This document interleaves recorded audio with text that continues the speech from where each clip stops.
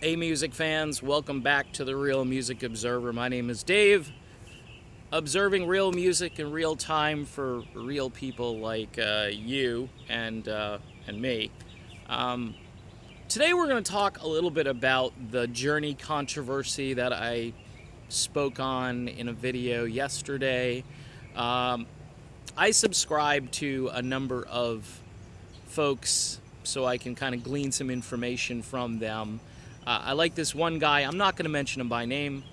I know he's from Canada, and I know he's, like me, former DJ. I think he was in this a little bit deeper. He's got the real radio voice, whereas I don't, and hence that is why I am now on YouTube. But based on what I hear on the skinny jeans radio stations, I guess I could probably pull off having a more manly voice than most of the male personalities I briefly hear today.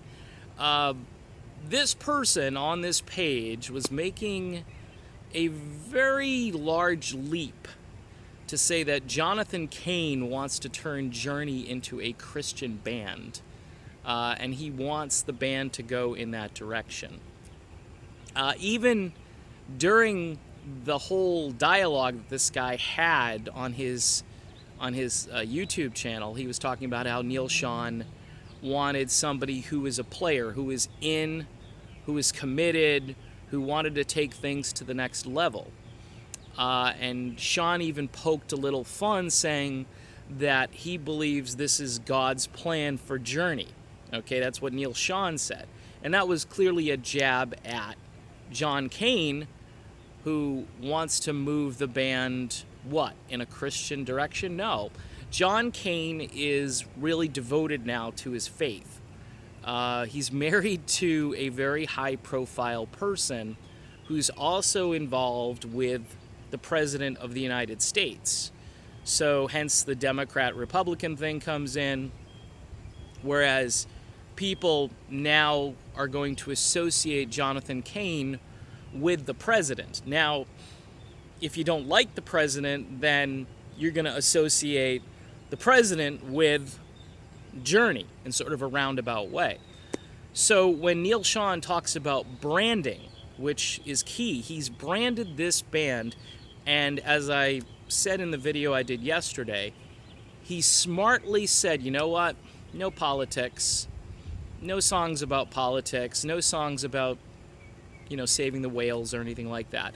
This is just going to be what rock and roll was intended to be.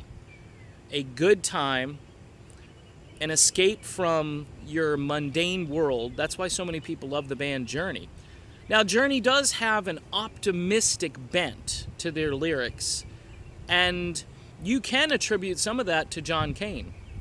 John Cain may have been sort of slipping in some themes, some religious themes or Christian themes into the music without actually talking about Christianity, which I think is fine. I think he and Perry and Sean made a decision, and if you watch, by the way, a Behind the Music episode, Cain talks about how he was going to write positive songs, things like Faith in the Heartland, okay? Things like, and I don't even know if he wrote that.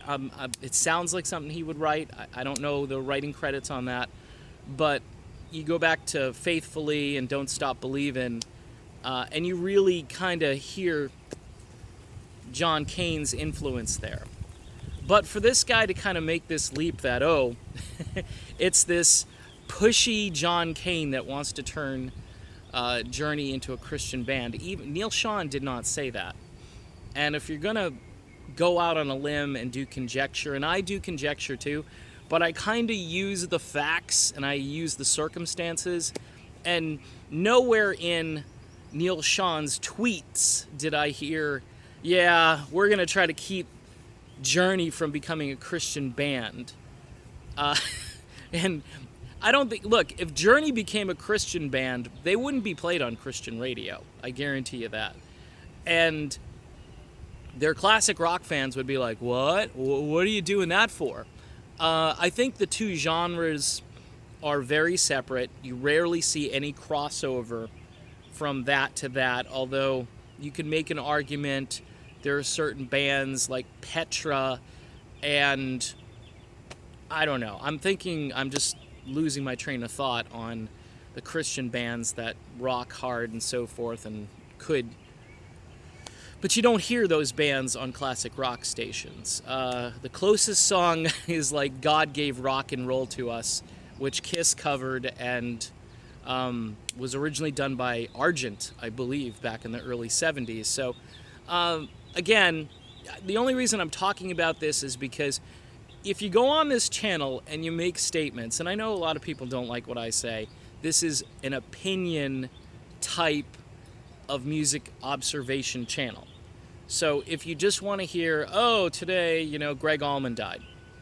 If you noticed, I didn't do a Greg Allman died video, because if you click on anything on the internet, it was popping up like crazy when Greg Allman died. I just said I did a video about Greg Allman's legacy and so forth, but I didn't just report and say, oh, Greg Allman's dead. The point is, I do a lot of opinion, I do a lot of conjecture. All right, and it's kind of funny that this topic, I posted this video, the one I did before, prior, on this little spat between the two, and immediately the other channel had a video up on the same exact topic. Now, we may be reading the same rock news, we may be trying to sort of garner an audience and a following. I have about 1/10 the subscribers as that other channel, and my videos they're viewed quite frequently, and I'm doing pretty well. YouTube is treating me well on this channel, and I appreciate that. But getting back to the topic at hand, look, John Cain is a great guy, a cool guy. I wish him the best in his life and in his marriage and in his music. And if he wants to pursue other interests, my guess, based on what I watched or what I saw on Twitter, is that Neal Schon wants commitment. He wants somebody who's in the game and who elevates his game. Now, Sean being probably the best player in the band, okay, I don't know who plays their instrument better, more prolific. If you watched Steve Perry's speech, he talked about one instrument kind of sailing over the rest of them, and that was Neal Schon's fingers and his magic guitar, basically. I'm paraphrasing, but he made the point of saying Schon is pretty much a genius. And they had a great reunion there. And I'm thinking, if I were Neal Schon, and I'm going to do another video about another topic. I want to make it a separate video because it deserves a little more attention. If I were Neal Schon, I would definitely try to bring a more classic, rooted sound back to the band. And if this means, hiring some new players and changing the direction of the band, including maybe possibly looking for a different lead singer, I would go for it. I mean, hey, if he wants an adventure, go on another adventure. Hey, Steve Augeri is out there touring. You could bring him back.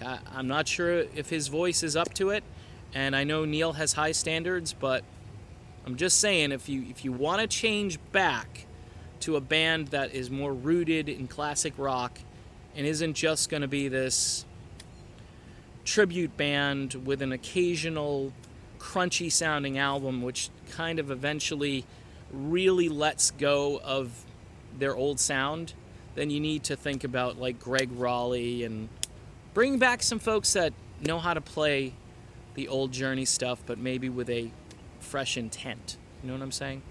All right, that's it for the video. I don't think Journey's going to be turned into a Christian band, okay? Just let you know my opinion on that. And of course, we will talk to you soon. In fact, another video coming shortly.